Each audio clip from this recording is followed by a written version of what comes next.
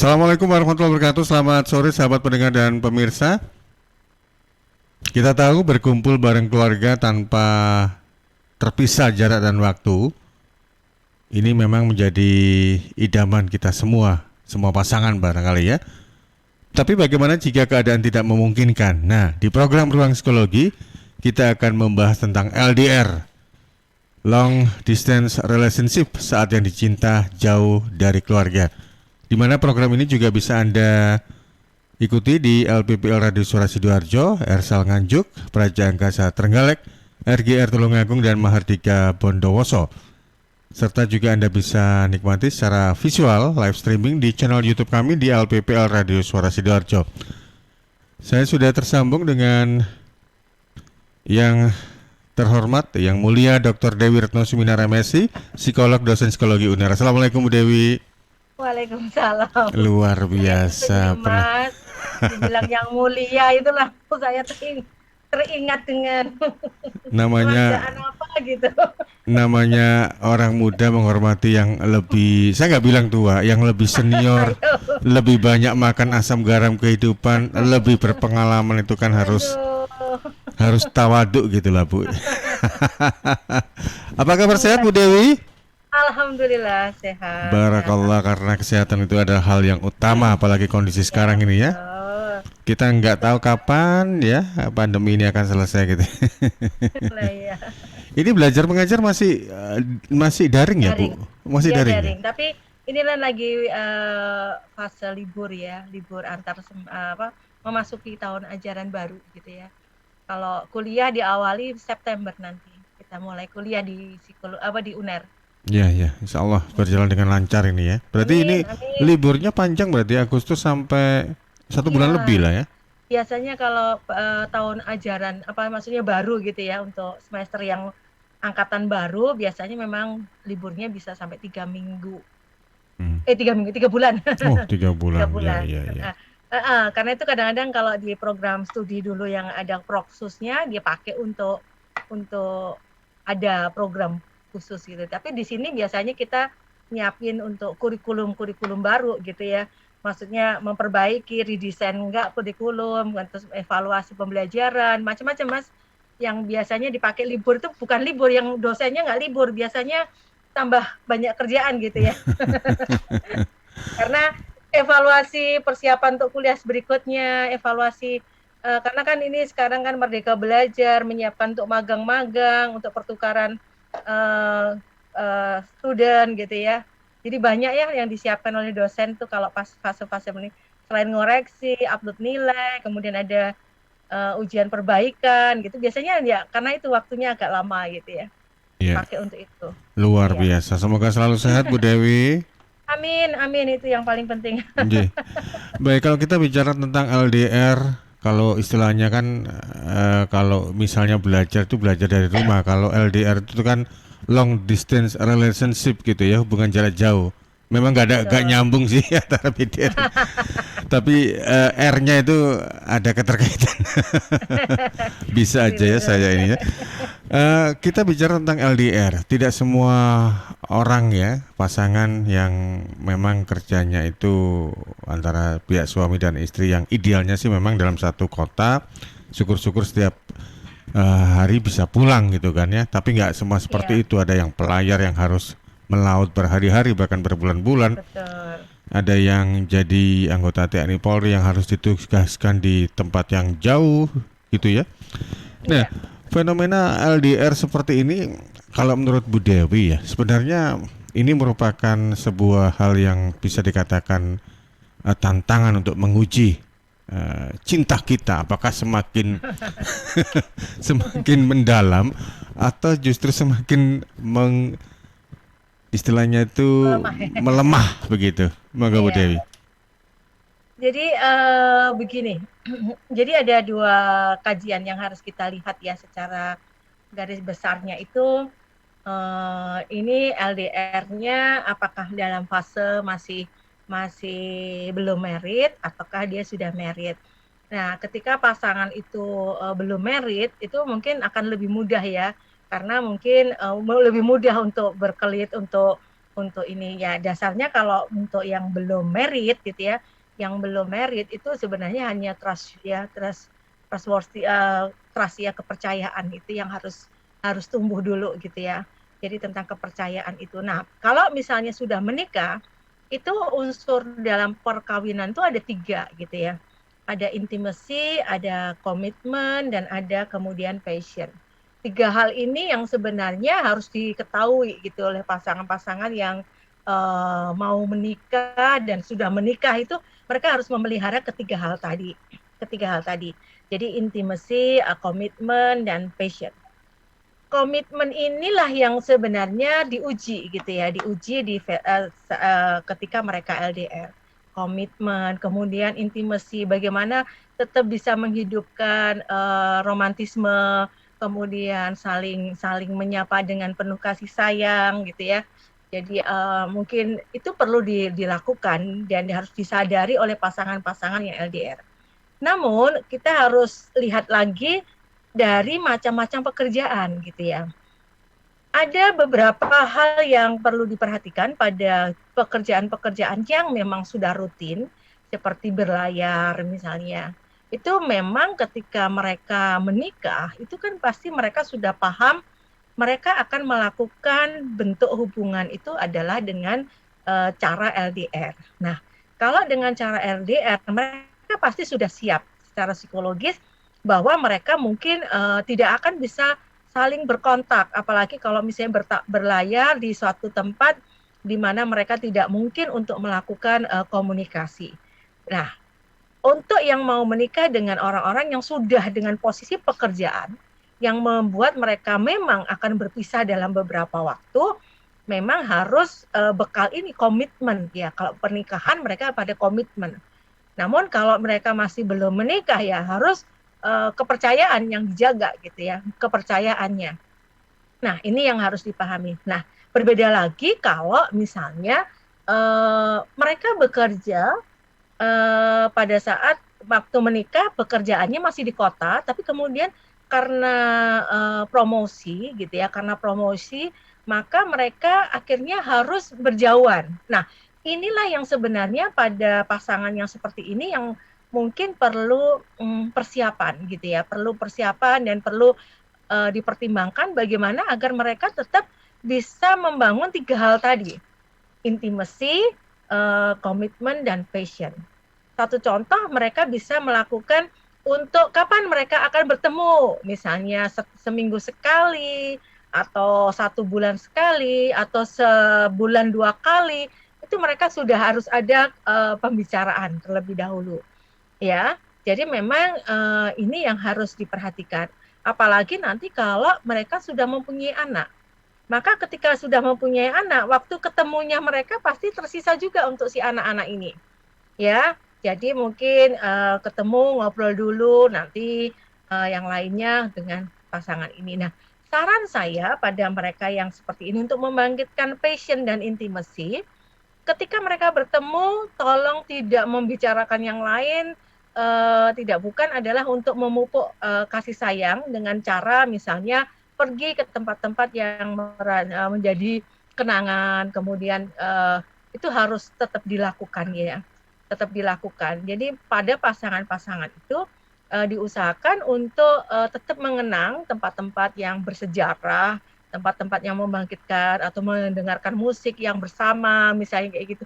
Itu pasti akan menumbuhkan untuk passion dan intimasinya. Ya, jadi memang harus disadari ke sana. Begitu, Mas.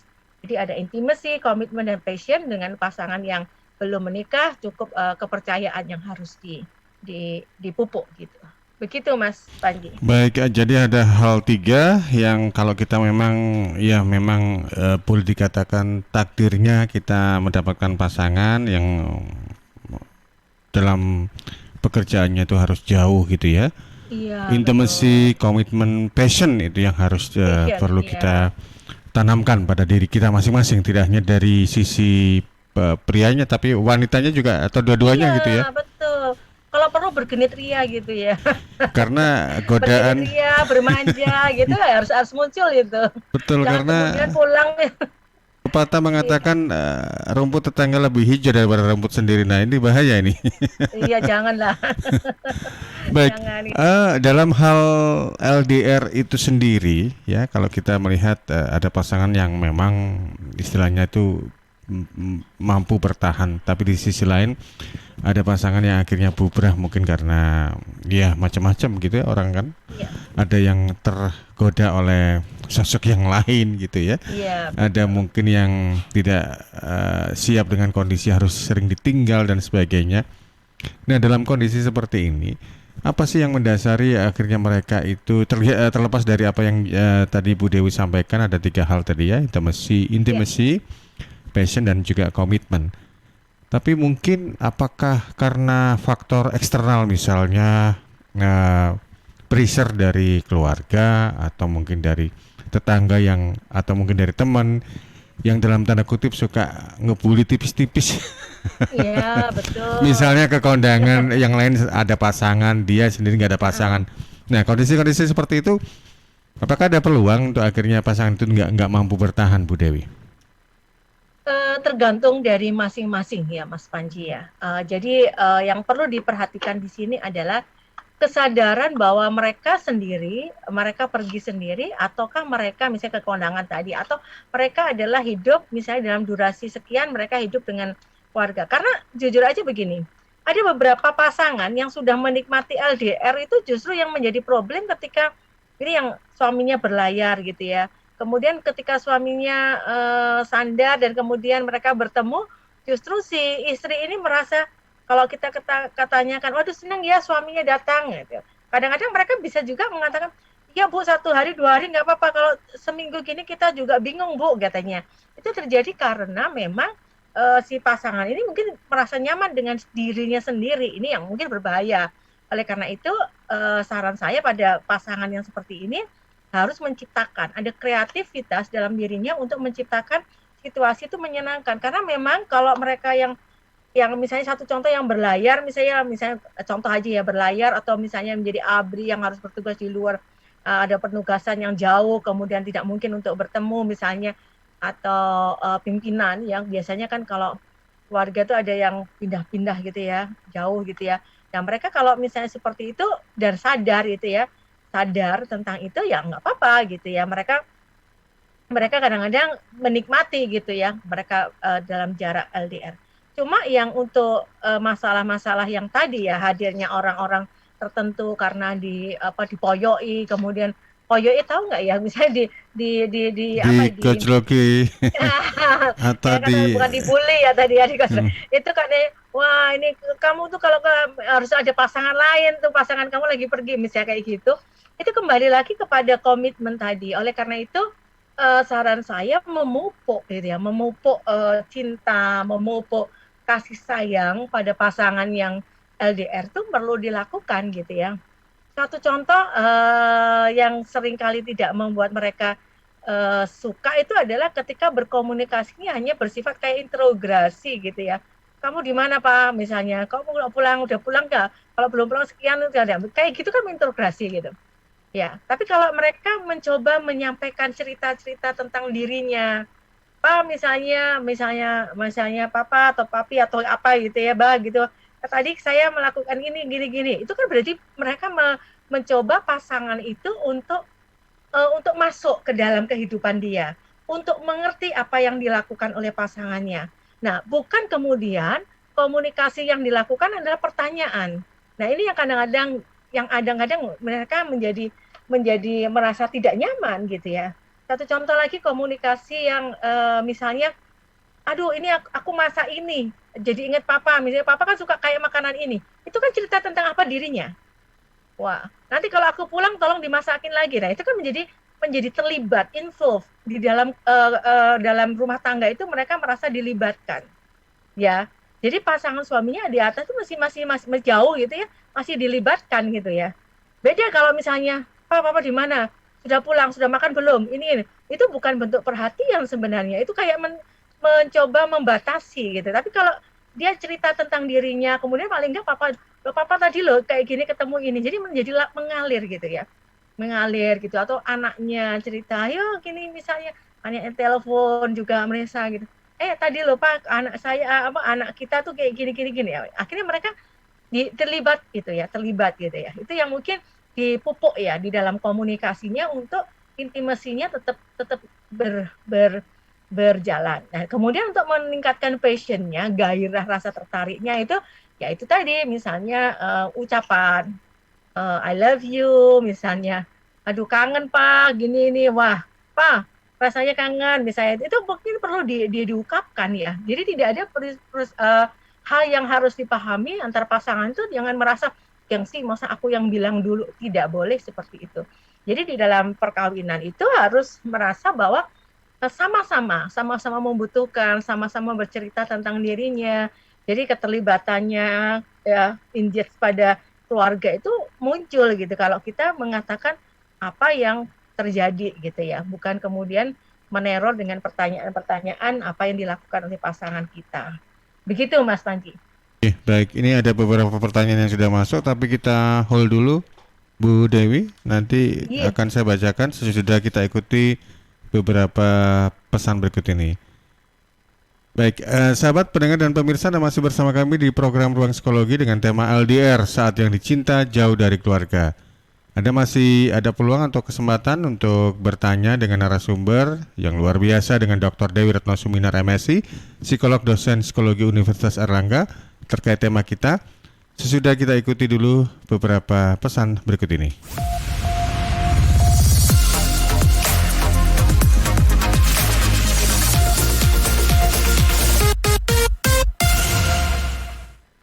Makasih loh udah ngajak ke rumah.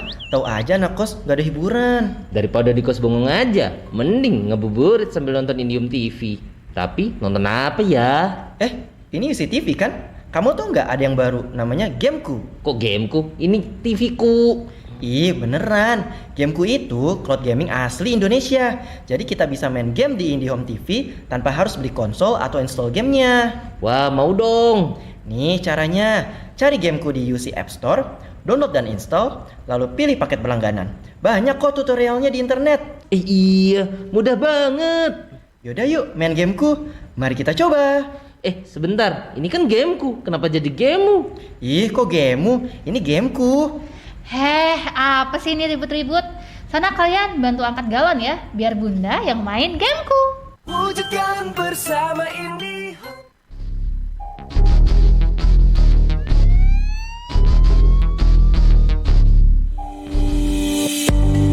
Sahabat, penularan virus corona bisa dicegah lewat perilaku hidup bersih dan sehat. Cuci tangan pakai sabun di air yang mengalir. Kalau batuk dan bersin, terapkan etika batuk. Kemudian mengkonsumsi makanan yang bergizi dan sudah dimasak sempurna. Rajin olahraga, istirahat yang cukup. Kalau ada gejala demam, batuk, sesak nafas, pernah kontak dengan orang dari negara atau daerah terjangkit, atau dari kunjungan negara atau daerah terjangkit, segera ke pelayanan kesehatan terdekat. Bisa juga hubungi call center kesehatan 119 untuk sambungan cepat 24 jam siaga. Sekali lagi, call center 119 untuk sambungan cepat 24 jam siaga. Dan di 0811 3088 113 untuk sambungan layanan 24 jam kegawat daruratan medis. Sekali lagi di 0811 3088 113 untuk sambungan layanan 24 jam kegawat daruratan medis. Cegah penularan virus corona lewat hidup bersih dan sehat. Iklan layanan masyarakat ini persembahan Dinas Kesehatan Kabupaten Sidoarjo didukung Suara Sidoarjo.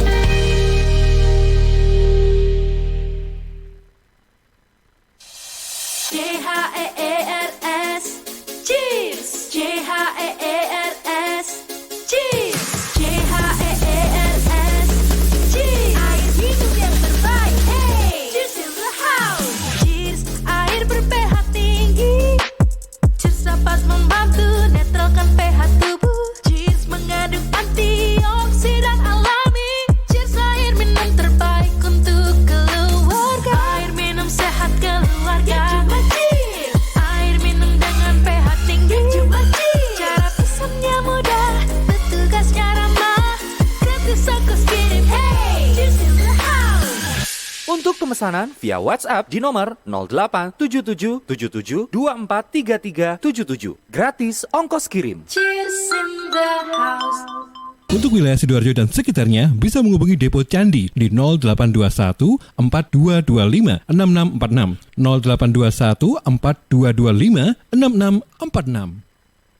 Rokok opo ki lho, kok putihan? Ya rokok kok, ya murah, ya akeh. Rokok ilegal ki. Masa rokok ilegal iki? Yo ki. Lah awakmu kok roh nek iki rokok ilegal? Rokok ilegal iki gak nek pita cukene. Samen paling roe bandrol kuwi lho. Rokoke kudu enek merek karo nama perusahaane sing terdaftar ndek bea cukai. Lokasi pembuatane ndek kene ya gak enek. Terus ndek kene rokok ilegal iki gak enek gambar karo peringatane teko pemerintah. Berarti rokok ilegal gak resmi no? Aduh ya mesti to Lemul. Rokok ilegal iki merugikan negara. Mergo ora bayar cukai sing digembangun negara. Walah tutu, sepenting wong-wong gak roh. Loh, gak iso lagi. Makane to Le, tuku sing pasti-pasti ae. Aja ngawur. Laporkan peredaran rokok ilegal ke kantor Bea Cukai terdekat atau hubungi nomor 1.500 225 1.500 225. Iklan layanan masyarakat ini dipersembahkan Bea Cukai Sidoarjo. Ayo, ngewangi bea cukai, berantas rokok ilegal. Bea Cukai Sidoarjo, fokus mengawasi, tulus melayani.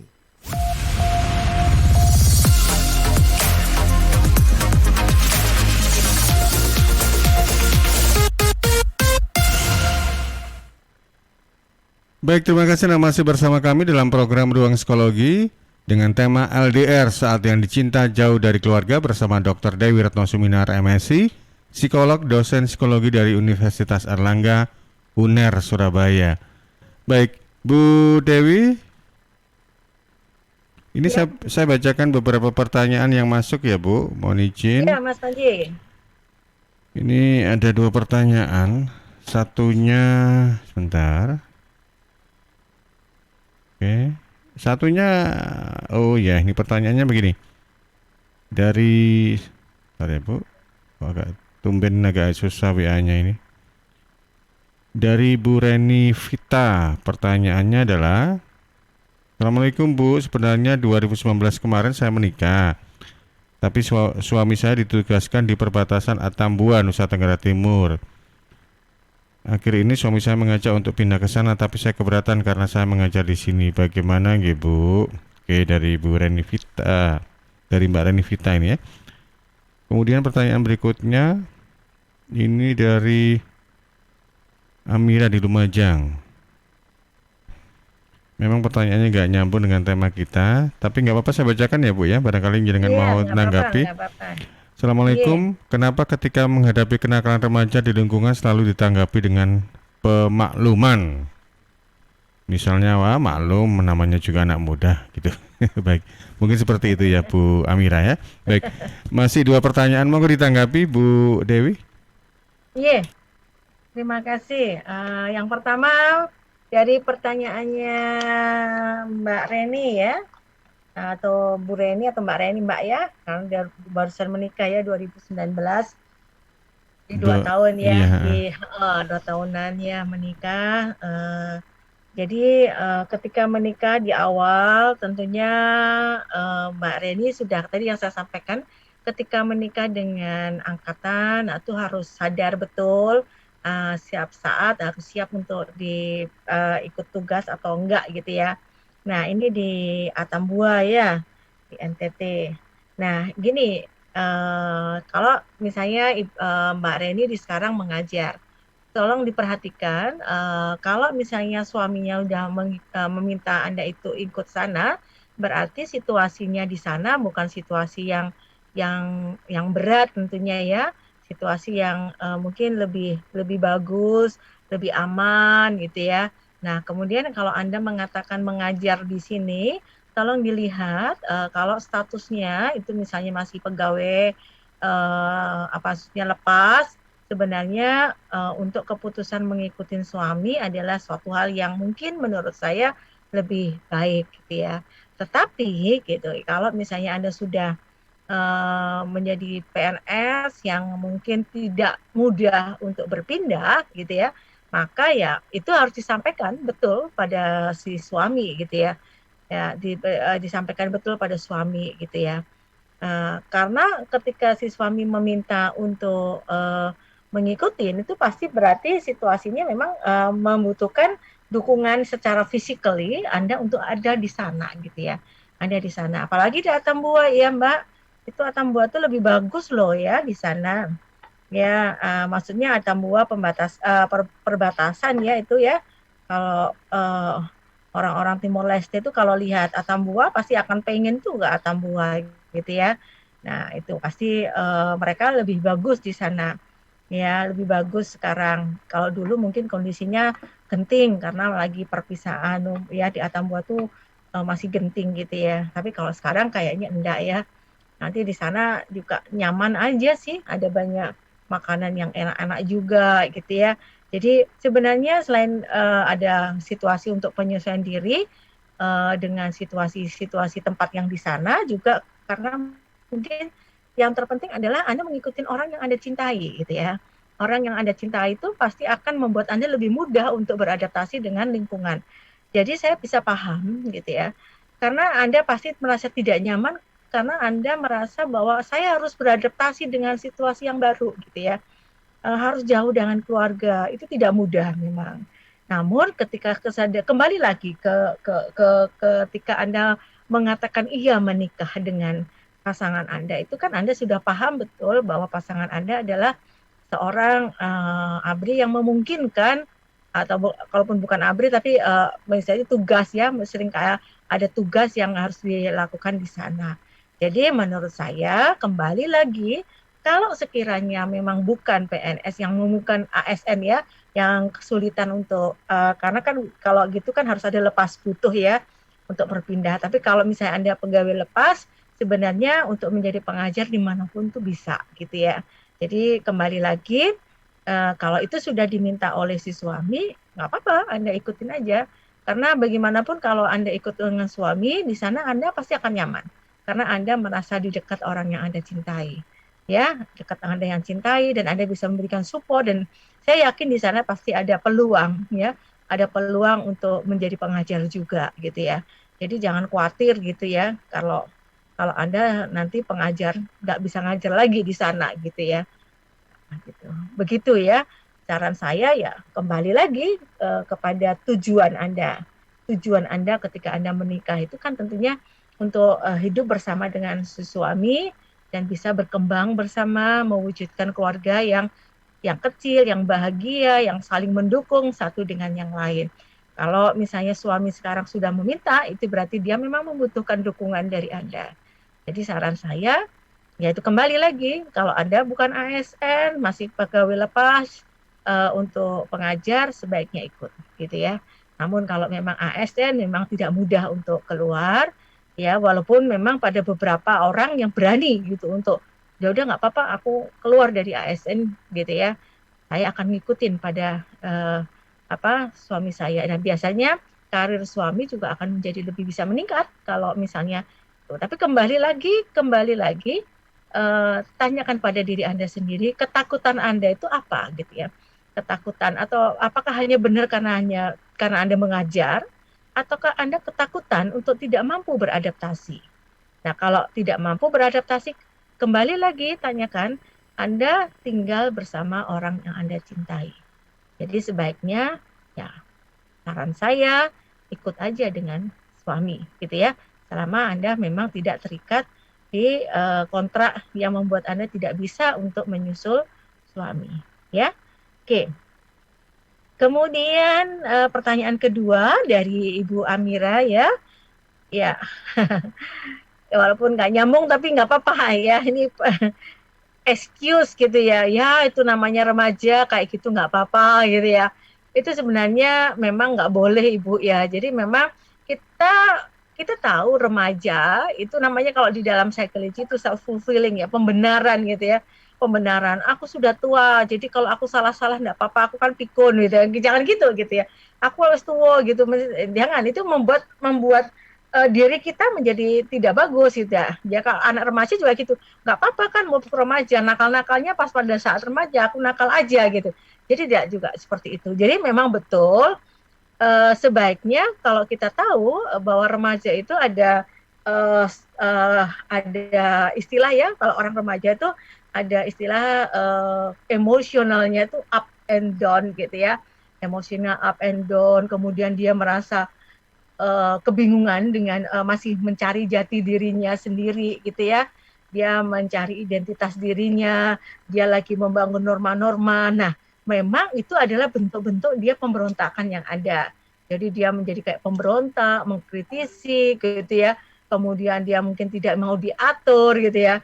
Nah, saran saya adalah kalau Anda semuanya yang dekat dengan remaja, maka sebaiknya memang harus diajarkan kepada remaja tersebut untuk mengenali gitu, jadi melakukan dialog gitu ya.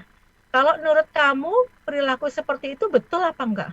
Betul, kan ini kan aku lagi remaja, jadi kalau berbuat nakal enggak apa-apa. Kemudian ditanya lagi, kalau nanti keterusan bagaimana?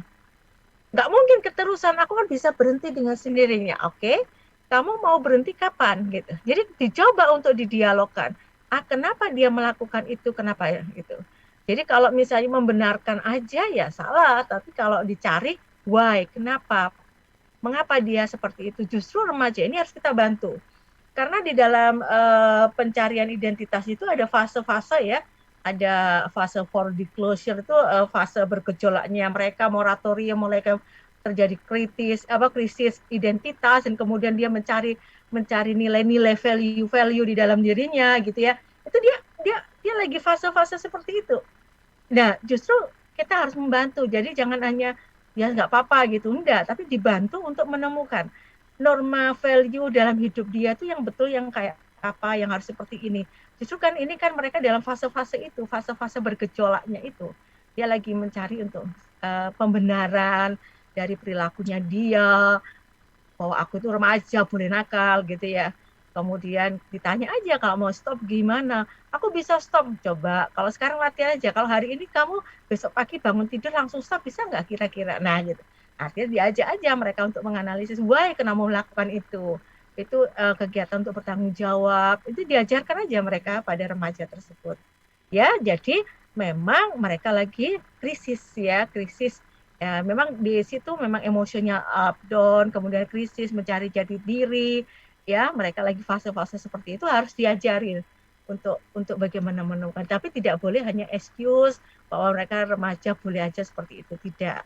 Ya, jangan seperti itu. Harus ada kalimat what next, apa yang dilakukan berikutnya. Begitu. Begitu Mas Panji. Baik, ini ada 2 pertanyaan yang nyantol di kolom komentar channel YouTube LPPL Radio Suara Sidoarjo. Pertanyaan pertama dari Nganjuk kelihatannya. Dari sahabat-sahabat di RSL FM Nganjuk. Bu Dewi, saya perawat, saat ini merasa jauh dengan anak dan istri karena waktu pulang saya takut membawa virus, sehingga saya selalu pakai masker dan jaga jarak. Apa yang bisa saya lakukan supaya tetap dekat di hati anak saya? Dari Riko. Kemudian yang kedua dari seseorang, ini nggak ada namanya. Suami saya kerja di Jakarta, biasanya setiap 2 minggu pulang. Namun saat ini sudah hampir 6 bulan belum pulang. Anak saya cowok 5 tahun mencari bapaknya. Anak saya sering marah-marah. Bagaimana menenangkannya? Gak ada namanya, dari seorang ibu di Nganjuk. Yang pertama dari Mas Riko, perawat. Monggo Bu Dewi. Terima kasih, ini pertanyaannya bagus ya. Ya, saya bisa paham nakes.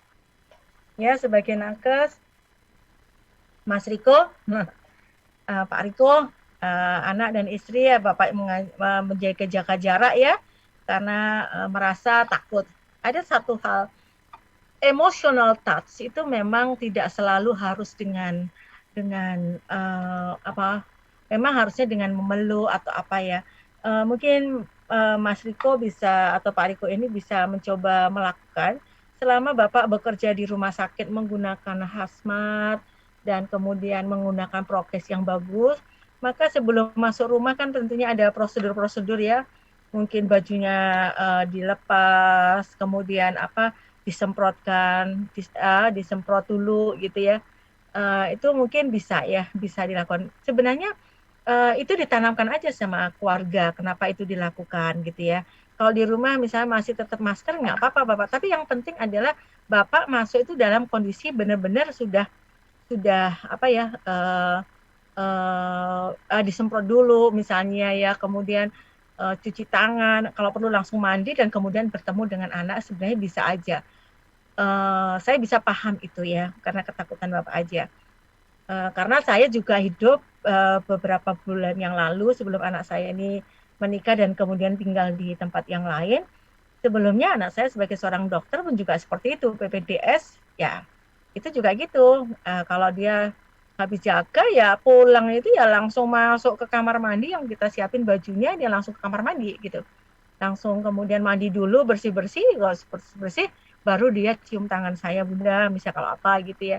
Itu enggak apa-apa Bapak, yang penting adalah prokesnya jalan terus gitu ya. Harus ingat gitu ya. Mungkin interaksinya tidak terlalu intens, tapi memang tetap ya Pak, touching-nya itu dipakai Pak. Bapak punya kesempatan untuk anak Bapak untuk mencium tangan Bapak, is okay gitu ya. Karena itu adalah bagian daripada emotional touch dengan keluarga ya. Jadi jangan kemudian dengan alasan itu jaga jarak banget gitu, enggak. Yang penting prokesnya jalan Bapak ya. Jalan itu tadi ya, jalan. Kecuali memang Bapak merasa bahwa oke badanku nggak enak, saya takutnya ini saya sudah terinfeksi sehingga saya menjaga jarak, ya itu lain lagi Bapak. Tapi kalau misalnya pekerjaan itu memang harus dan Bapak melakukan hazmatnya bagus, kaos tangan sarung tangannya juga dipakai gitu ya, maskernya double ketika Bapak bekerja, is okay lah. Ketika pulang Bapak lepas, kemudian Bapak semprotkan tubuh atau langsung ke kamar mandi, langsung ya mandi bersih, baru kemudian berinteraksi dengan anak. Jangan sampai tidak Bapak, boleh ya, jangan khawatir gitu ya. Kalau Bapak merasa sudah membersihkan diri dengan bagus, insya Allah nggak apa-apa Bapak. Ya, jangan berlebihan untuk ke sana, nanti akan membuat Bapak menjadi semakin ketakutan, semakin jauh jaraknya dengan anak dan istri. Ya, begitu. Kemudian untuk pertanyaan kedua, suami saya ada di Jakarta, 2 minggu sekali pulang, tetapi ini sudah 6 bulan ya, nggak pulang, itu sehingga anak saya yang 5 tahun menanyakan, Ibu, sekarang komunikasi itu kan bisa dengan video call Ibu ya, dengan video call. Jadi mungkin bisa dilakukan video call dengan Bapak gitu ya, sehingga si anak ini pasti bisa paham. Kemudian coba dikasih tahu gitu ya kepada anak yang 5 tahun, bapaknya pergi itu untuk apa, bekerja, kemudian dia sedang mencari nafkah, kemudian sekarang tidak mudah untuk pulang karena ada situasi seperti ini. Itu kalau disampaikan dengan bagus kepada anak, insya Allah dia paham ya. Insya Allah dia paham. Kembali lagi, manfaatkan beberapa hal yang bisa dilakukan untuk berkomunikasi dengan keluarga. Ya, Ibu bisa membuat aplikasi Zoom yang free gitu ya, yang cuma berapa, atau vid call dengan WhatsApp, itu bisa dilakukan. Banyak cara yang bisa dilakukan untuk mengungkapkan gitu ya, mengungkapkan. Memang tidak sama karena sentuhan kulit itulah yang sebenarnya memberikan efek emotional touch di dalam diri manusia gitu ya. Dia akan tergerak semua rasa yang ada di dalam dirinya. Tapi paling tidak dalam situasi sekarang ini, hal itulah solusi untuk saat ini ya. Jadi tolong tanamkan kepada anaknya untuk yang 5 tahun tadi, why, kenapa Bapak itu harus jauh gitu ya. Kemudian lakukan komunikasi dengan beberapa channel ya, dengan Zoom, dengan video call ya, dengan video call WhatsApp atau apapun yang bisa dipakai untuk berkomunikasi ya. Itu memungkinkan ya untuk tetap keep in touch ya, saling terhubungkan gitu ya antara keluarga dengan anak dengan bapak gitu. Dan itu ibu yang harus. Jadi memang saya mengatakan atmosfer keluarga itu kuncinya ada di ibu. Atmosfer keluarga itu kuncinya di ibu. Jadi ibu lah yang harus melakukan itu. Ya, ibu yang harus melakukan itu. Jadi ibu coba, ayo nak, misalnya ini mau tidur ya, yuk kita dulu pamit dulu sama ayah, vid call sebentar, ayah aku mau tidur gitu, ayah nyanyi dong misalnya kayak gitu. Anaknya senang sekali kalau dia dengarkan ayahnya nyanyi, oke tidur ya, papa nyanyi ya dari sini gitu. mereka tertidur dengan nyaman. Mereka merasa bahwa bapaknya ada di samping dia. Ya, bapaknya ada di samping dia ketika dia berangkat tidur. Cara-cara seperti itu Bapak Ibu yang harus diciptakan gitu ya. Harus diciptakan agar, karena kalau malam insya Allah kan Bapak juga sudah free gitu ya dari pekerjaan, sehingga mereka bisa contohnya waktu berangkat tidur itu bisa membuat anak ini merasa nyaman gitu ya, lega gitu ya. Itu mungkin akan mengurangi untuk rewel atau menanyakan kalau ibu menyampaikan apa yang terjadi. Begitu Mas Panji. Baik, jadi Ibu seperti yang dinotis oleh Bu Dewi tadi memegang hal kunci dalam sebuah keluarga begitu ya. Atmosfer, ya. Atmosfer dalam arti kata menciptakan, apakah ya boleh dibilang keluarga itu akan ketika pasangan jauh di mata akan malah meratapi atau tetap happy. Nah, Ibu harus pegang kuncinya seperti yang disampaikan oleh Bu Dewi tadi. Baik, memanfaatkan teknologi juga perlu ya Bu ya, karena zaman sekarang ini nggak seperti zaman bahula yang harus nulis surat, kirim kartu pos. Aduh, era-era kalau generasi Gen X itu, jadi kalau pas kepingin ngobrol dengan temen atau istilahnya dulu namanya apa, sahabat pena gitu Bu Dewi ya. Iya, nulis betul. surat dulu gitu ya. Surat dulu. Jadi nggak tahu kan nyampainya kapan. Jadi sekarang itu memang patut kita apresiasi, patut kita syukuri. Jadi ingat ya Mas Panji. Baik Bu. Koleksi kertas surat. Betul, macam-macam. Dan juga kalau masukkan isi suratnya dikasih parfum dulu. Jadi ketika dibuka, baunya semerbak mewangi. Baik, Bu Dewi terakhir sebelum kita closing, ada hal yang ingin disampaikan? Monggo Bu Dewi. Ya. Jadi pada intinya untuk pasangan yang sudah menikah, ketika Anda melakukan hubungan secara LDR ya, dalam keluarga itu ada LDR, ada 3 hal yang harus dipahami. Untuk yang menikah adalah intimasi, komitmen, dan passion yang harus selalu dijaga. Ya, intimasi, komitmen, dan passion yang harus dijaga. Kemudian yang perlu diperhatikan, kalau memang itu pasangan itu berjauhan, kunci bagaimana menghidupkan atmosfer di dalam keluarga itu terletak pada ibu. Oleh karena itu, para istri, pada ibu, tolong berkreasi ya. Karena situasi bagaimana kehidupan di dalam keluarga itu memang terletak bagaimana ibu itu menciptakan atmosfer di dalam keluarga itu. Kemudian yang pasangan yang LDR, gunakan beberapa jalur komunikasi ya. Dengan menggunakan beberapa teknologi ya yang bisa dipakai untuk senantiasa melakukan komunikasi secara intens dengan pasangan Anda. Begitu. Itu yang paling penting. Terima kasih Mas Pandi. Terima kasih Bu Dewi. Semoga selalu sehat dan juga dibawa atau dalam kondisi yang tetap prima dalam menjalankan aktivitasnya. Salam untuk keluarga, sukses selalu. Assalamualaikum Bu Dewi. Amin. Yuk, waalaikumsalam. Baik, demikian tadi sahabat pendengar dan pemirsa, Anda sudah ikuti program Ruang Psikologi bersama Dr. Dewi Retno Suminaramesi, psikolog dan juga dosen psikologi Universitas Airlangga dengan tema kita LDR, saat yang dicinta jauh dari keluarga. Saya Panji pamit, terima kasih untuk perhatian Anda. Selamat sore dan selamat berakhir pekan. Sampai jumpa.